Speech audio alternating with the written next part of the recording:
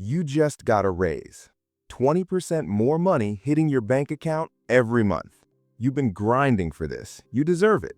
And for the first time in years, you can actually breathe a little.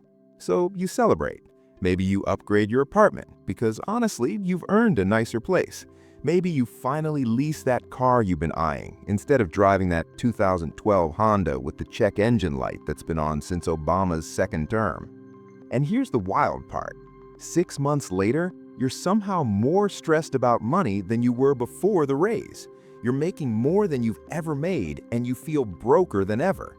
If that's you, don't worry, you're not crazy. You're just caught in the income trap. My name is Ansh, and I spend way too much time thinking about why people who make good money still feel poor.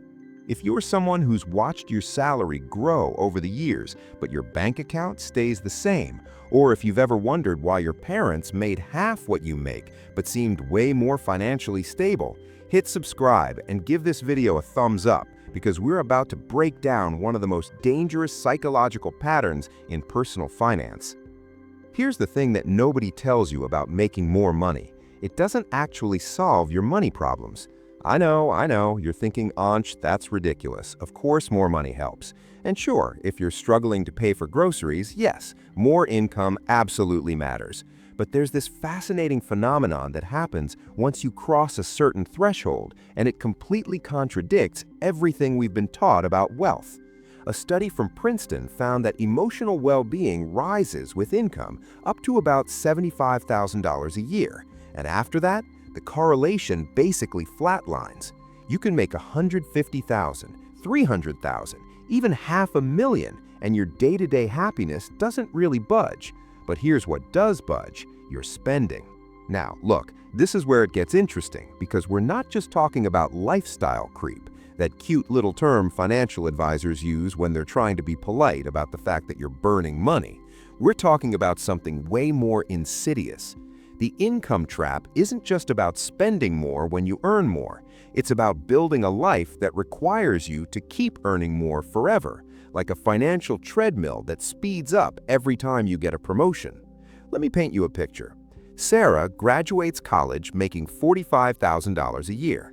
She's got roommates, she packs lunch, she's driving that hand-me-down car from her parents. Life's tight but manageable. 5 years later, she's killing it. She's making $85,000, almost doubled her income. So she gets her own place, $1,200 a month in rent instead of the $600 she was splitting. She buys a reliable car, $400 monthly payment, nothing crazy. She starts eating out more because she's working longer hours and she's earned it, right? Maybe $300 a month on restaurants and takeout. She upgrades her wardrobe for work. She gets a gym membership at the nice place. She takes actual vacations instead of just going home for the holidays. Here's what most people don't realize. Sarah just locked herself into needing $85,000 a year. Not to live the dream life, not to retire early, not to build wealth, just to maintain her current lifestyle. She went from needing $45,000 to needing $85,000. And the crazy part? She doesn't feel twice as wealthy. She feels exactly the same level of financial stress because her obligations grew perfectly in sync with her income. Now, you might be thinking, okay, Ansh, but Sarah's living better now. Better apartment, better car, that's progress. And yeah, on paper it looks like progress, but let's talk about what she actually gave up. When Sarah was making $45,000 with low expenses, she had options. She could quit a toxic job without panicking. She could take a risk on a startup. She could go back to school. She had flexibility. Now, she's golden handcuffed to that $85,000 salary. Her rent doesn't care if she's miserable at work. Her car payment doesn't care if she wants to switch careers. She traded freedom for stuff. This is the psychological trap, and it's everywhere. The average American household making $100,000 a year has less than $5,000 in savings, $100,000, and one unexpected car repair away from stress. How does that even happen? Well, when you make more money, something fascinating happens in your brain. You start comparing yourself to a different peer group. When you were making $45,000, you compared yourself to other people making $45,000. But now you're making $85,000? Suddenly, you're looking at the people making $120,000, $150,000, and your brain is telling you that you're behind, that you should be living like them. There's this thing economists call the hedonic treadmill, and it's brutal once you understand it. Basically, humans adapt to positive changes incredibly fast. You get that raise, and for 2 weeks you feel amazing.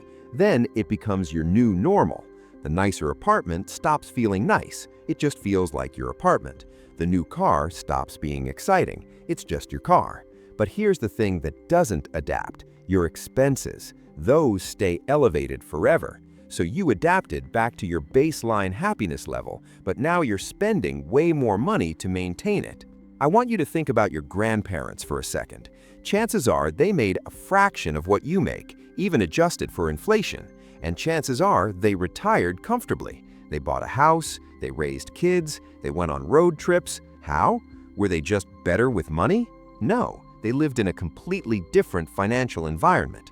But more importantly, they never fell into the income trap, because the income trap requires you to have access to lifestyle upgrades constantly. Your grandparents bought a house and lived in it for 40 years. They bought a car and drove it until the wheels fell off. They had one TV, one phone line, and they didn't spend money on things that didn't exist yet.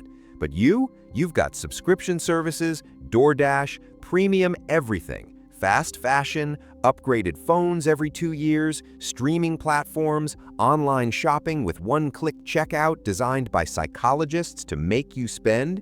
You have infinite lifestyle upgrades, and every single one of them feels justified. Here's what most people don't realize: the income trap doesn't start with big purchases. It starts with small ones. It's the $12 salad at lunch because you make good money now. Why shouldn't you eat well? It's the upgraded seat on the flight because you're tired and you can afford the extra $70. It's the premium subscription instead of the basic one because the features are nice to have. Individually, none of these decisions are bad, but they add up to a financial identity that requires constant income growth to sustain. Now look, I'm not saying you should live like a monk and never enjoy your money. That's miserable and unsustainable.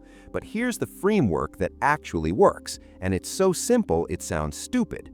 Decide what your enough number is before you get there, not after, before. Because once you're there, your brain will move the goalposts. Let me give you real numbers. Let's say you're making $60,000 right now, and you want to make $100,000. Awesome goal.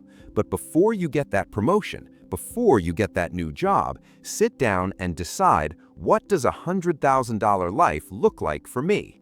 And here's the key: build in constraints. Maybe you decide that $100,000 means you max out your retirement accounts. That's $23,000 right there. Maybe you decide you'll save 20% for a house down payment. That's another $20,000. Maybe you budget $57,000 for actual living expenses and fun. You've just created a system where making $100,000 doesn't mean spending $100,000. This is where it gets interesting, because most people do the opposite. They get the raise first, then they figure out what to do with it. And what happens? Their lifestyle expands instantly to fill the new income. It's like a gas. It just spreads out to fill whatever container you give it. But if you decide the container size before the gas arrives, you actually control where it goes. Here's a stat that'll blow your mind. The average person making $250,000 a year saves roughly the same percentage of their income as someone making $75,000, around 15 to 20% if they're being responsible. That means someone making $250,000 is putting away maybe $40,000 to $50,000 a year. Sounds like a lot, right? Except someone making $75,000 saving 20% is putting away $15,000. The person making triple is only saving triple. They're not building wealth faster proportionally. They're just maintaining the same ratio with bigger numbers. That's the income trap in action. Now, you might be thinking, but Ansh, what if I actually need the things I'm spending on? And look, maybe you do. Maybe you genuinely need the bigger place because you have kids now. Maybe you need the reliable car because you're commuting. But I want you to be honest with yourself about the difference between need and want. Because the income trap works by convincing you that wants are needs, that you need the nice restaurant, the premium coffee, the upgraded everything, and slowly, quietly, you build a life that requires more and more money just to feel normal. Here's what you do instead.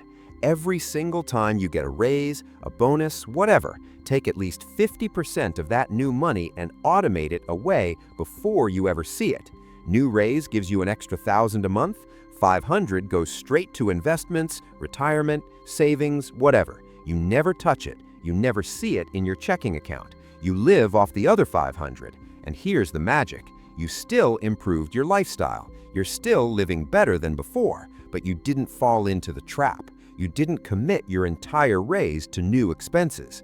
The income trap is dangerous because it's invisible. You don't feel like you're trapped. You feel like you're progressing. New apartment, new car, new stuff. But progress isn't measured by what you own. It's measured by your options, by your freedom, by whether you could survive losing your income for 6 months without your entire life collapsing. That's